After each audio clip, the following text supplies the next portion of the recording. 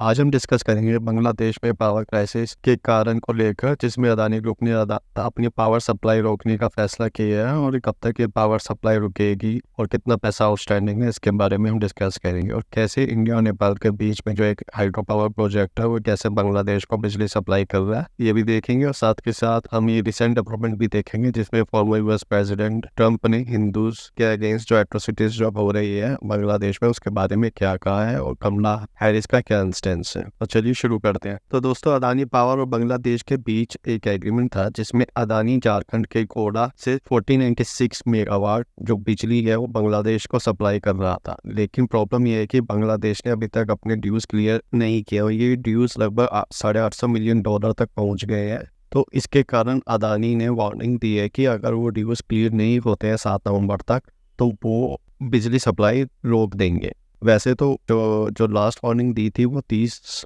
अक्टूबर की थी, 30 से 31 अक्टूबर की थी, पर अदानी ने एक हफ्ते का टाइम और दिया बांग्लादेश को ड्यूज क्लियर करने के लिए। रिपोर्ट्स के मुताबिक अगर जैसे कि मैंने बताया जो ये आउटस्टैंडिंग जो पेमेंट अगर क्लियर नहीं होती तो 7 नवंबर तक ये बंद कर देंगे। और अदानी ने कि जो ये पावर सप्लाई है मेनली बांग्लादेश के नॉर्दर्न और वेस्टर्न रीजन्स में ये प्रोवाइड कर रहे थे, जिसमें ढाका और उसके आसपास के एरियाज भी इंक्लूडेड है। अभी जब ये बिजली रुकने की वजह से इन एरियाज में ऑब्वियसली बात है लोड शेडिंग होएगी और भी ज़्यादा बढ़ जाएगी और कई कई जो एरियाज हैं वहाँ पर बिजली गायब भी हो सकती है। तो आखिरकार जो बांग्लादेश है वो पेमेंट में डिले कर क्यों हो रहा है, इसका कारण ऑब्वियसली बात है रिसेंट डेवलपमेंट प्रेशर्स है, रिसेंट इकोनॉमिक प्रेशर, जिसके कारण क्या हो रहा है जो डॉलर में कमी आई है, फॉरेन एक्सचेंज रिजर्व्स उनका काफ़ी कम हो गया है और फ्यूल इम्पोर्ट्स के कारण उनके खर्चे ज़्यादा बढ़ते जा रहे हैं। बांग्लादेश के जो फाइनेंसिस और वीक हो गए हैं, इन सब वजह से बांग्लादेश का जो बजट है वो काफ़ी टाइट हो गया और उसके इनके कारण उनके वो ड्यूज क्लियर नहीं कर पा रहे हैं। जब उन्होंने तख्ता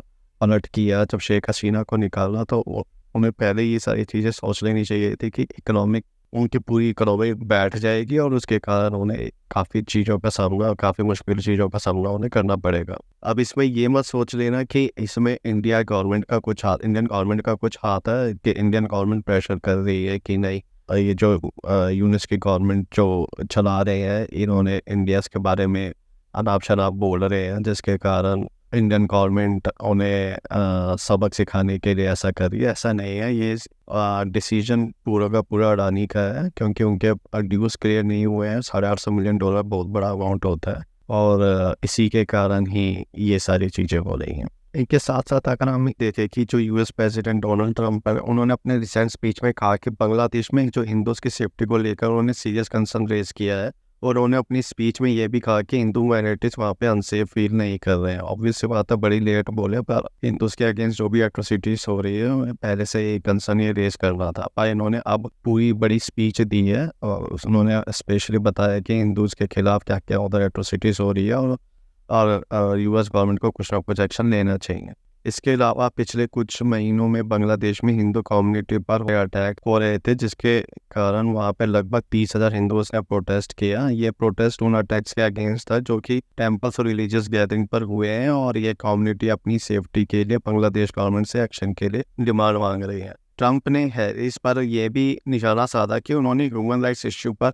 एक्शन लेने में डिले किया है, स्पेशली हिंदू माइनॉरिटीज के इश्यू को एड्रेस करने में। कमला हैरिस ने अब तक बांग्लादेश में हिंदू कम्युनिटी के साथ हो रही एट्रोसिटीज पर कोई भी पब्लिक स्टेटमेंट नहीं दिया और ये भी एक क्रिटिकल पॉइंट है जो कि ट्रंप ने रेज किया है। अगर हम एक इंटरेस्टिंग पॉइंट मैं इधर डिस्कस करूँ इन सबसे हटके कि इंडियन गवर्नमेंट कैसे हेल्प कर सकती है बांग्लादेश को लेकर, अगर आपको पता हो कि इंडिया, नेपाल और बांग्लादेश के बीच में एक एग्रीमेंट हुआ था जिसमें इंडिया हेल्प करेगा नेपाल को बिजली एक्सपोर्ट करने में, not only to India but also to Bangladesh. ठीक है, तो उसमें इंडिया ने ना ही बल्कि इन्वेस्ट किया था नेपाल पे, उनकी हेल्प भी करी थी पूरी की पूरी हाइड्रो पावर बनाने में नेपाल में, जिसके कारण नेपाल भी कुछ एक्सपोर्ट करके कुछ पैसे कमा सके। और अब नेपाल जब हाइड्रो पावर के से वो जब बिजली बनाएगा तो इंडिया वो सारी बिजली तो ले नहीं सकता। ठीक है, तो वो जो भी एक्सेस में जो होगी वो बांग्लादेश को सीधा एक्सपोर्ट होएगी, तो वो इंडिया के थ्रू नेपाल,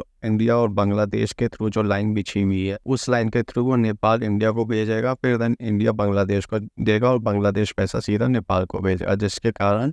बांग्लादेश में को बिजली मिल सकेगी और नेपाल को एक्सपोर्ट करके बिजली पैसे कमा सकेंगे। तो ये जो इंडियन गवर्नमेंट जो नेपाल में ये अरुण 3 जैसे मेजर हाइड्रो पावर प्रोजेक्ट्स को डेवलप किए थे, जिसका टारगेट इलेक्ट्रिसिटी सप्लाई करना था बांग्लादेश को। इंडिया में अरुण 3 नेपाल में अरुण 3 हाइड्रो पावर प्रोजेक्ट वैसे तो 900 मेगावाट की कैपेसिटी को प्रोड्यूस करेगा, और इंडियन कंपनीज ने नेपाल के अंदर ये मैसिव इंफ्रास्ट्रक्चर न कि ओनली फंड किया बल्कि उसे बिल्ड भी किया है। ये प्रोजेक्ट एक पोटेंशियल एक्सपोर्टर बन गया है नेपाल के लिए, जो बांग्लादेश को अपनी एनर्जी सप्लाई कर सकते हैं। बांग्लादेश में जो बिजली सप्लाई रुकने से ऑब्वियस बात है जो डेली लाइफ पर बहुत बड़ा असर पड़ सकता है, जिसके कारण इंडस्ट्रियल सेक्टर में और इलेक्ट्रिसिटी में काफ़ी स्लो डाउन आ सकता है। वैसे उनकी टेक्सटाइल इंडस्ट्री बैठ गई है, ढाका और अर्बन एरियाज में लोड शेडिंग काफ़ी बढ़ गई है, और ये भी इकोनॉमिक प्रोडक्टिविटी के लिए एक नेगेटिव साइन शो करता है। अब जबकि नेपाल के साथ इंडिया का हाइड्रो पावर प्रोजेक्ट जो इनिशिएटिव पॉजिटिव न्यूज़ है, और अगर आप ये देखें कि जो सोशल मीडिया पे जो चाहे वो नेपाल हो चाहे बांग्लादेश हो, इंडिया के खिलाफ हमेशा वो नेगेटिविटी ही फैलाते हैं। बांग्लादेश के लिए भी ये एक लॉन्ग टर्म वैसे सॉल्यूशन है, बन भी सकता है आगे के लिए भी, और लेकिन क्या वो अब